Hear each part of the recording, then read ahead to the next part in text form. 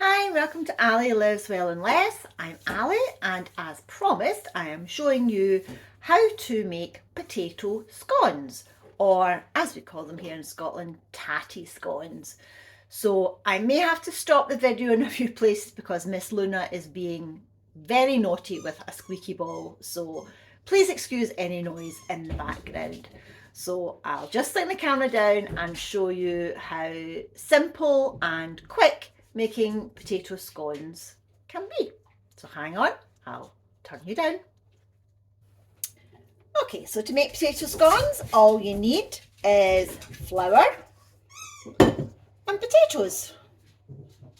Now, these potatoes were made yesterday, so I have found that making tatty scones is best with leftover potatoes, but you can cook them specially just to make it. So this is just potatoes cooked in their skins. You don't have to leave the skin on, and they're mashed up with some butter.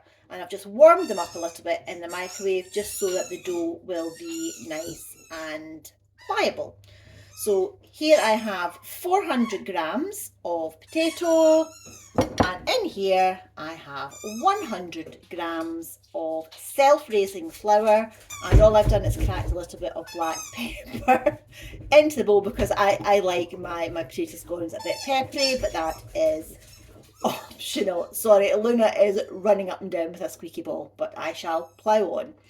So the ratio is always 4 parts potato to 1 part flour. I have made it with much smaller amounts than this before, but this seems to be the magic ratio that works for me. So all I'm doing is adding the warm potato into the flour, and all I'm going to do is squish it round to make a dough.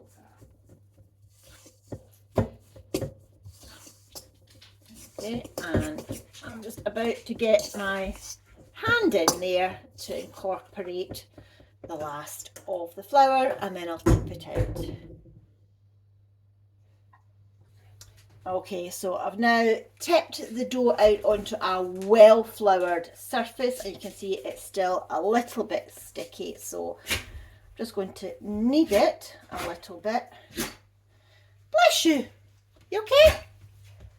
Oh, she seems to have a bit of a sneezy fit. So the dough is very soft, but it's quite sturdy, and it doesn't need particularly delicate handling. So I'm just kneading it and letting it absorb a little bit more of the flour. Okay. So this amount of dough, I'm going to split into 3.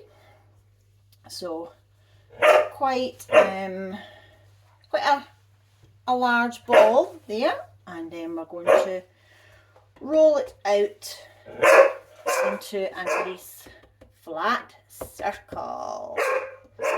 Okay, excuse me one moment.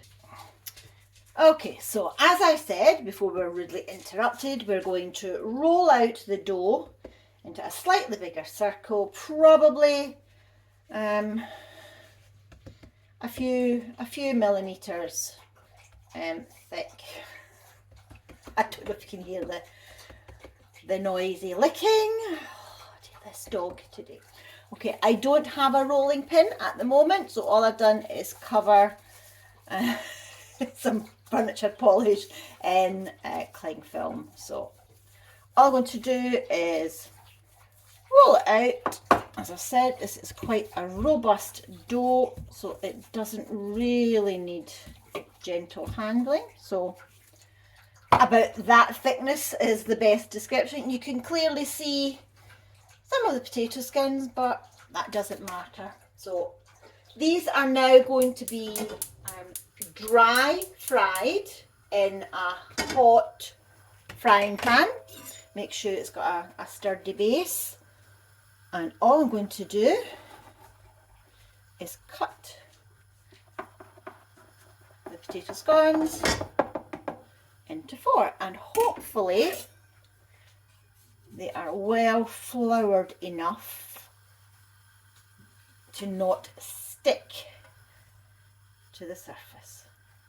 I have also made these with gluten-free flour. It works really well, and obviously instead of butter you can use a non-dairy spread as well.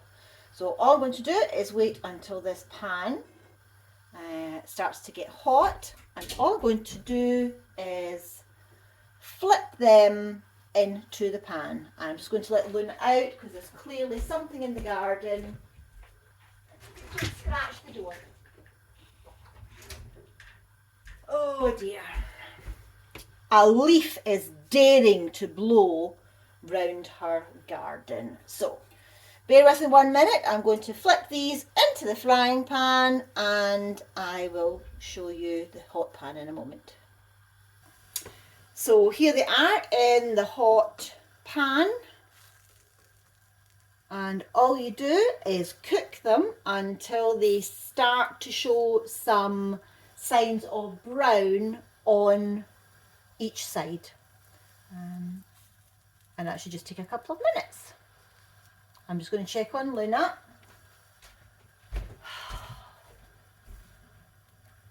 Right, coming in. Come on, kids. I know, you know likey the leaves. Come on, in you come. Good girl, come on. Lulu, come on. Good girl.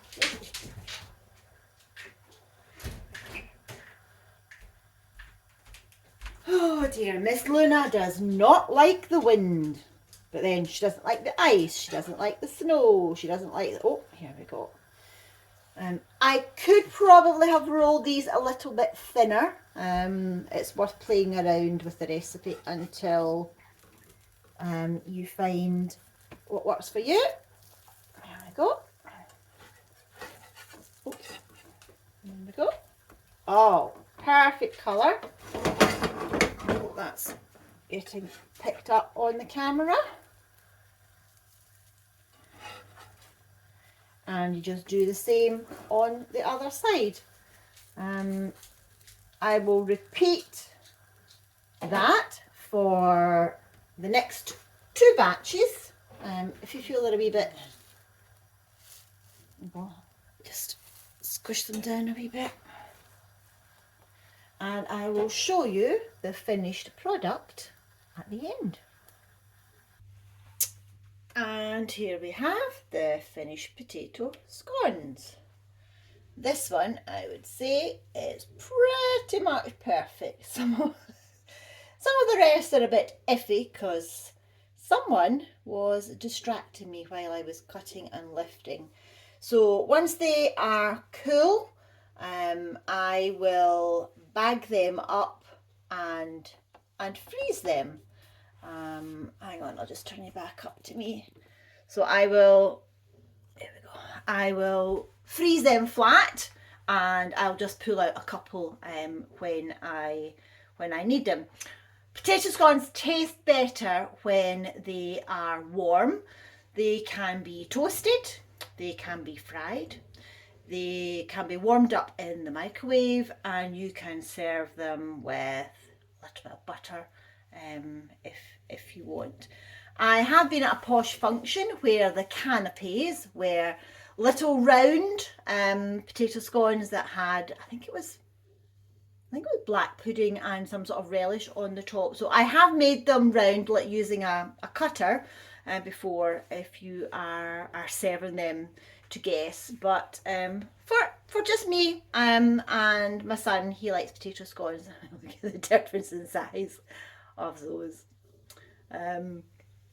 But just for us, they taste absolutely delicious, and it doesn't matter what shape they are. So I hope that was of use to you and you managed to make some sense of my ramblings in between Miss Luna's barking at, there's a huge leaf blowing round the deck outside in the garden, so I've actually had to close the curtains to stop her. So yeah, so potato scones with Ali and Luna. I'll leave the exact recipe and method on the blog if you're interested. Have a go. They are cheap, delicious, filling, and yeah, have a go. See you next time.